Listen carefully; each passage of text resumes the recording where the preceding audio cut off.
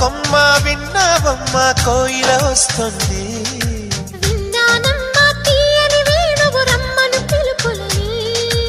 నాటు తుత్తి తుక్కుతాన తాకు తాకుతాన నాటు తుత్తి